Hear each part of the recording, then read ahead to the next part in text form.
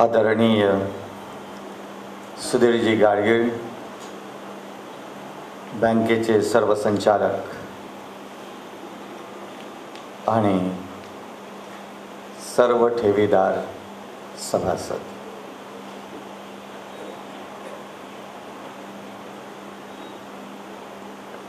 विषय दिलेला आहे तणावमुक्त जीवन.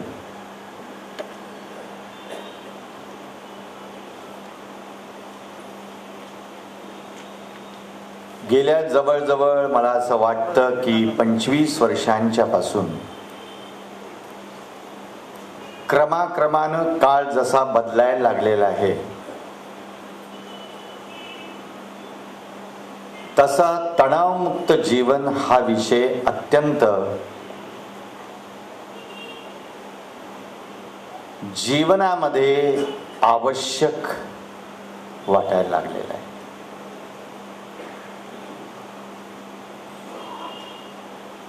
विज्ञानाची घोडदौड चालू आहे. जीवनामध्ये प्रचंड अशा असणारे प्रगती, आर्थिक असेल, भौतिक असेल, ही सतत अधिक अधिक समृद्ध होत आहे. विज्ञान सतत एका दिवसामागून दुसऱ्या दिवशीला अनेक प्रकारचे नवीन नवीन शोध लावून माणसाचं जीवन सुकर करण्यासाठी, सुलभ करण्यासाठी किंवा सुखी करण्यासाठी अहोरात्र प्रयत्न करते.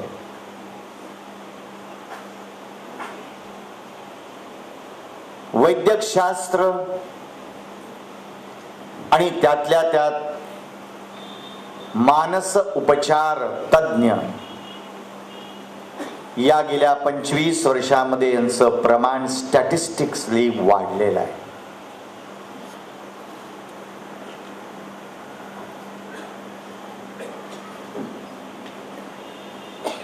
कारण यांना दिसायला लागले की मानवी जीवन हे बहिरंगानं कितीही समृद्ध झालं, कितीही त्यामध्ये नवीन नवीन शोध देऊन सुकर करण्याचा प्रयत्न केला, तरी सुद्धा प्रत्येक माणसाला मन आहे आणि मन असल्यामुळं जीवन जगताना अनेक प्रकारचे ताण आणि तणाव भयंकर वाढायला लागलेले आहे. 5-6 दिवसापूर्वीच नाशिकमध्ये इंजिनिअरिंग कॉलेजमध्ये सेमिनार होता. डॉक्टर गोवारीकर त्या ठिकाणी होते. अणुसंशोधन तज्ञ की जे डॉक्टर बाबांच्या बरोबर त्यांनी जन्मभर काम केलं. NCL चे डायरेक्टर त्या ठिकाणी होते आणि त्यांनी प्रांजळपणानं पहिल्यांदा बोलल्यानंतर सुद्धा शेवटी मान्य केलंय की अजूनही आम्हाला अनेक प्रकारचं जरी संशोधन जरी आम्ही केलं तरी सुद्धा मन जे काही आहे त्याच्यावर मात्र अजूनही संशोधन करता आलेलं नाही आहे. डॉक्टर विजय बटगर हे माझे अत्यंत स्नेही आहेत. ज्या वेळेला परम कॉम्प्युटर त्यांनी निर्माण केला आणि लोकार्पण झाल्यानंतर सहज भेटायला आले आणि त्यावेळेला त्यांनी मला पहिला प्रश्न विचारला की परम कॉम्प्युटर निर्माण करण्याचं भाग्य मला मिळालं. पण स्वामीजी, ज्या या ब्रेन सेंटर मधून आणि या मनाच्या बुद्धीच्या अनेक प्रकारच्या ज्या फॅकल्टीज आहेत त्यामधून हा जो निर्माण केला, परंतु मला अजूनही मन म्हणजे काय हे अजूनही मला समजलेलं नाही. कारण मन हा एक असा विषय आहे की तो अनेक प्रकारच्या गुंतागुंतीनं निर्माण झालेला आहे. हे सत्य आहे. आणि आज आम्ही सर्वजण तणावमुक्त जीवन याची कल्पना करायला लागलेला आहे. की पहिला प्रश्न मी सुद्धा विचारेन, निर्माण करेन की खरोखरच या जगामध्ये आज जगताना तणावमुक्त जीवन शक्य आहे का? खरोखरच आहे का? आम्ही बोलतोय, आहे का? कारण तणावमुक्त जीवन याची आमची कल्पना काय आहे हा पहिला प्रश्न आहे. कारण तणावमुक्त जीवन याचा अर्थ असा नाही की जीवनामध्ये कोणत्याही प्रकारचं संकट येणार नाही, अडथळे प्रतिबंध येणार नाही, जीवन अत्यंत सरळ, स्मूथ, निष्कंटक, निर्विघ्न असेल, ही तणावमुक्त जीवनाची संकल्पना नाही. पहिली गोष्ट लक्षात घ्या. हे कधीही शक्य नाही. आणि त्यामुळं तणावमुक्त जीवन ज्या वेळेला आम्ही विचार करतो त्यावेळेला हे बहिरंगाचं जीवन नसून अंतरंगाचं जीवन आहे. तणावमुक्त जीवन ही एक मनाची, एक अलौकिक अशी असणारी, जीवनाकडं पाहण्याची एक उदात्त, एक परिपक्व, एक मॅच्युअर एक दृष्टी आहे. लक्षात घ्या. It is a vision. आणि ही जर मानसिक जर दृष्टी असेल तर तणावमुक्त जीवन याचा विचार करताना बहिरंगाचा विचार करण्याच्या पेक्षा अंतरंगाचा अधिक विचार केला गेला पाहिजे. दुसरा भाग,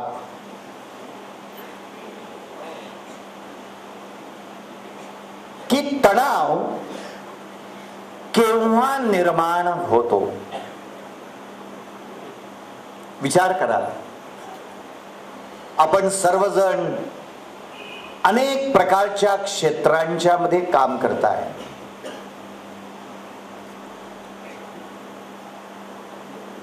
परंतु क्षेत्र जरी भिन्न भिन्न जरी असली, आपली व्यवस्थापना भिन्न भिन्न जरी असली, तरी आपण प्रत्येक माणूस हा माणूस म्हणून जगत असताना तुमच्या व्यक्तिगत जीवनामध्ये, तुमच्या कौटुंबिक जीवनामध्ये, संस्थेच्या जीवनामध्ये केव्हा तणाव निर्माण होतो.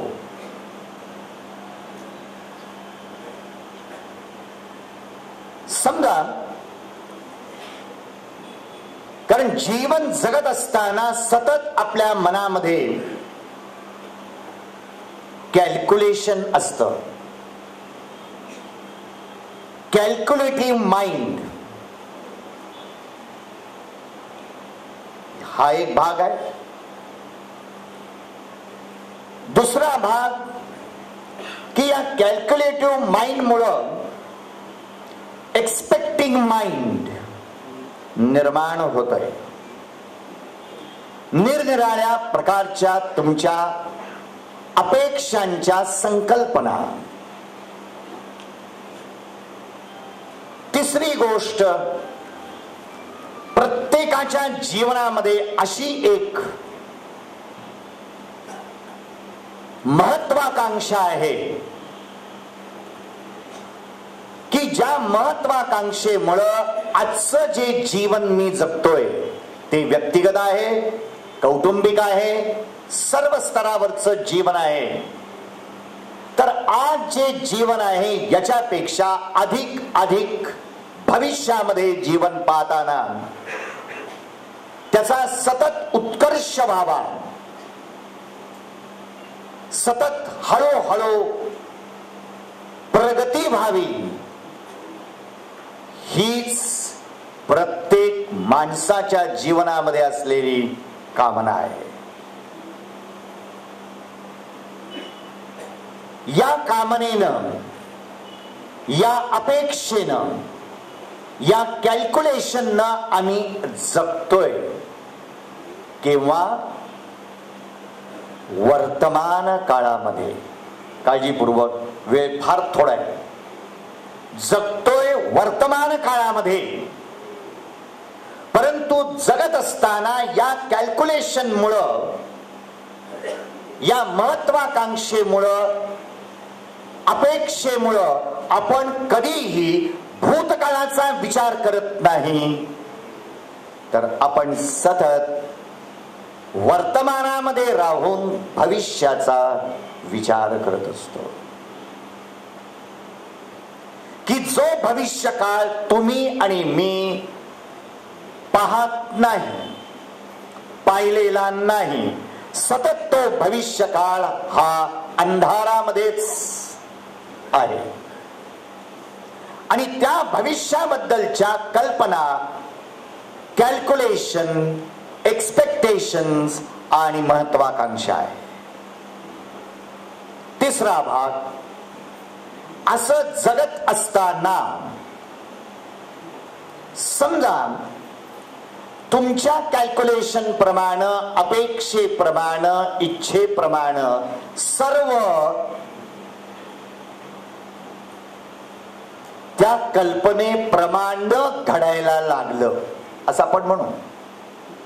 घडतंय, तुमच्या कल्पनेप्रमाणे प्रगती होतीये, समृद्धी होती आहे, भरभराट होतीये. या वेळेला, अशा वेळी तुमच्या मनामध्ये कधीतरी ताण तणाव निर्माण होतो का? विचार करा. क्वेश्चन.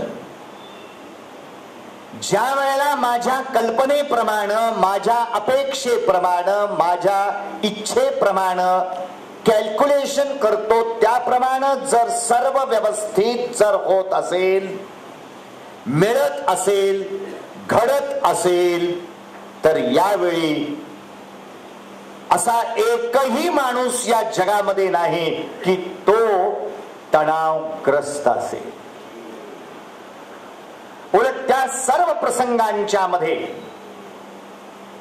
तो इतका अत्यानंदामध्ये असेल, एक्स्टसी मध्ये असेल की खरोखरच तो स्वतःला एक कर्तृत्ववान, एक बुद्धिमान स्वतःला समजून त्या सर्व यशाचं, सर्व समृद्धीचं, सर्व त्या आपल्या कल्पनेप्रमाणे घडलेल्या प्रसंगांचं सर्व कर्तृत्व, अभिमान स्वतःकडे घेतो आपण. बरोबर आहे ना? त्यावेळेला आम्ही म्हणतो की मी माझ्या बुद्धीनं विचार केला, मी माझ्या बुद्धीनं प्लॅनिंग केलं, नियोजन केलं, आणि मी माझ्या कर्तृत्वानं मी सर्व काही समृद्ध झालो. त्यावेळेला कुणालाही ताण तणाव नसतो. स्ट्रेस अँड स्ट्रेन नसतात, त्यावेळेला तुमची मानसिकता ही अत्यंत आनंदाची असते.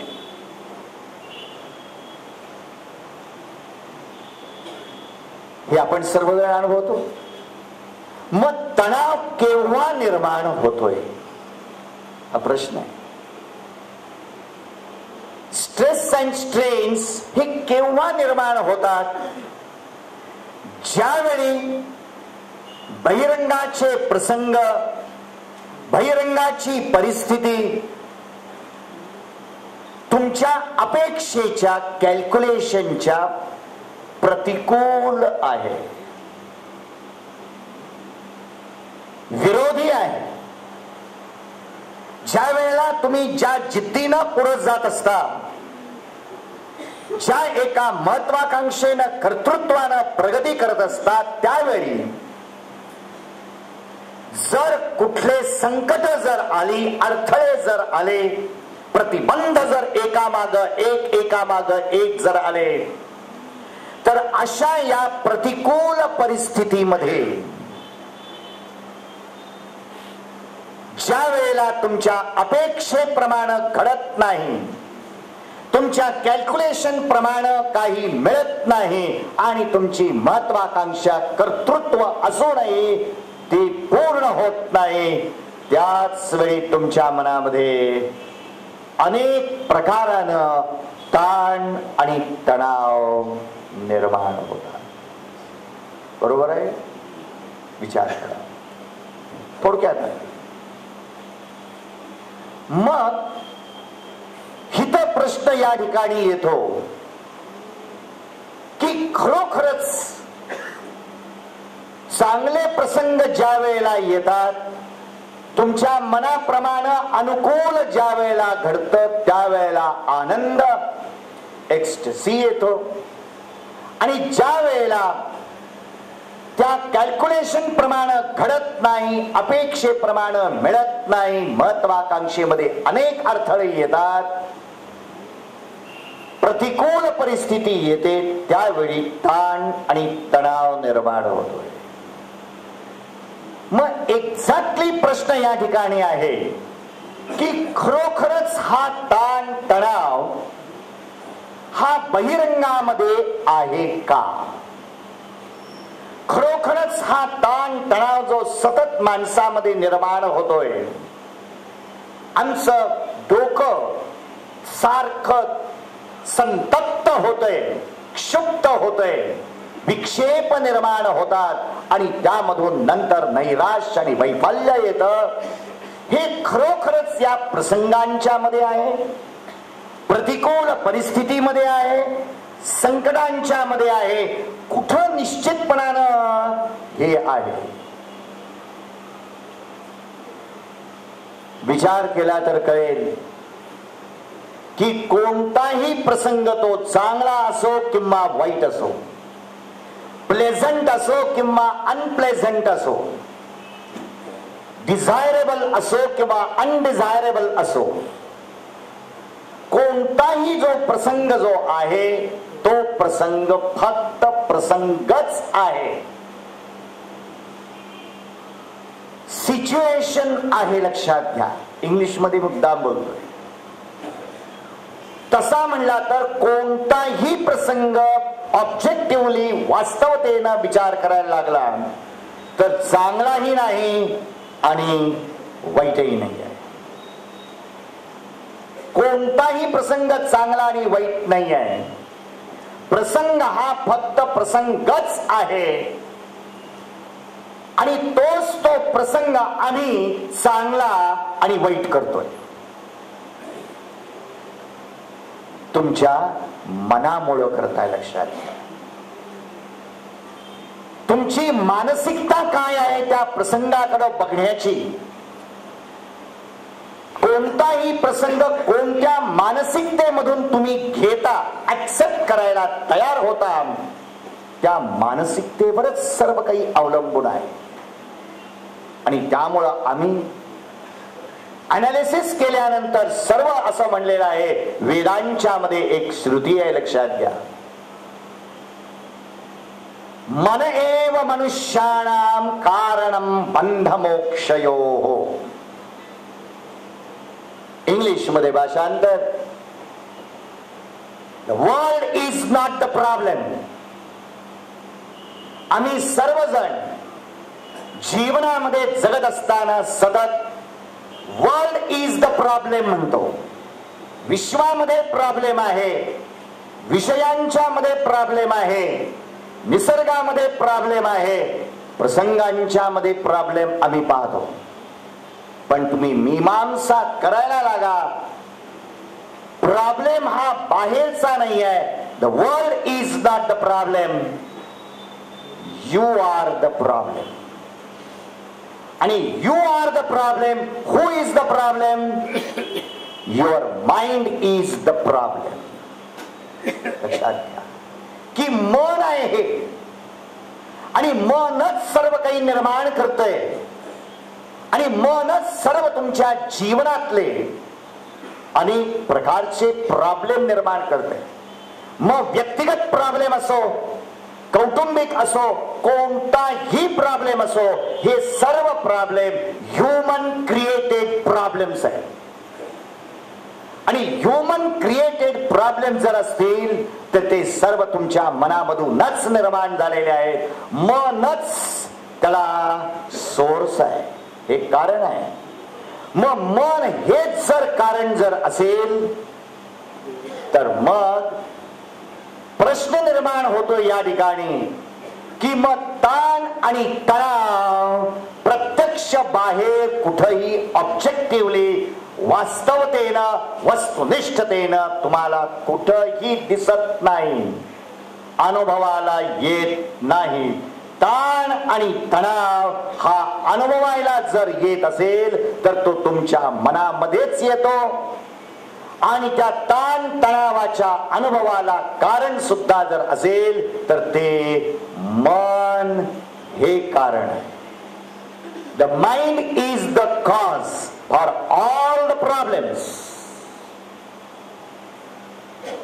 मग हे जर सत्य जर असेल तर मग तणाव मुक्त जीवन म्हणजे काय? लक्षात घ्या.